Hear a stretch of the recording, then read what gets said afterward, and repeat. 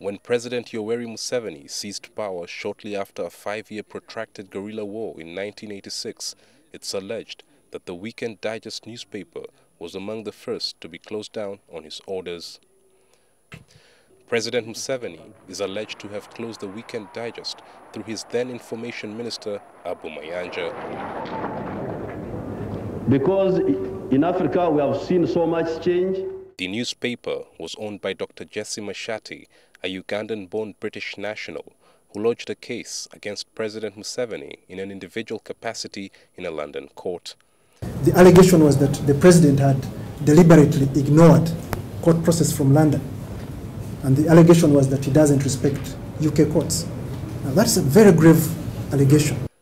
The then UK High Court Commercial Division issued summons to President Museveni in November 2006, and by December there was no response from the president, and the court awarded Dr. Mashate the cost of the suit, amounting to about £7 million, approximately 27 billion shillings.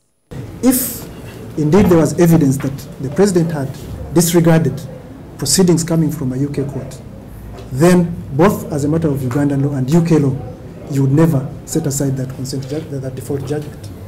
And since 1986, the cost has accumulated to about 180 billion shillings.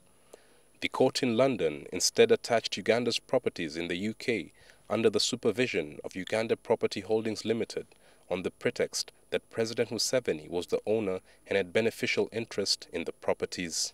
Uganda is losing, and in fact people were not saying about property holdings. They were saying Uganda High Commission is about to be sold. It was news to all the Ugandans in diaspora. This alarming news that dragged in the name of the president caught the attention of a Ugandan law firm, Kampala Associated Advocates. Why this was felt necessary is because it's a case involving a large sum of money. It's a case involving the head of state. So it was felt prudent that we notify the Attorney General and seek his agreement with our proposal. Honestly, if I had gotten hold of this information and just trashed it, I would have done my country a lot of disservice. Now the Ugandan law firm is seeking a total of £1.1 million, approximately 4.5 billion Ugandan shillings. That represents 2% of the total £18 million demanded by their partners in London, Edwin Cord LLP. Because the question that was asked to us is this situation redeemable?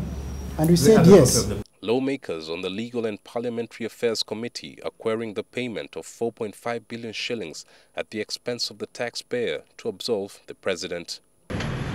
Is there some insiders dealing, Mr. Masiku or Mr. Mayanja? Is there some? So you can imagine how this taxpayer would be looking at you. A lawyer, just let me then again. A lawyer who jumps on a plane using his own money to go to London without formal instructions. And then he comes back and then he starts negotiating instructions. Investigations conducted by the IGG revealed that the Office of the Attorney General under the watch of Peter Nyombi could have connived with the private lawyers to fleece the taxpayer of billions of shillings. The former Attorney General, Professor Kidu Makubia, allegedly warned the government against using taxpayers' money in the case in which the president was being sued as an individual. Because Dr. Kidu Makubia clearly says, no, this matter is about Mr. Yoweri Museveni.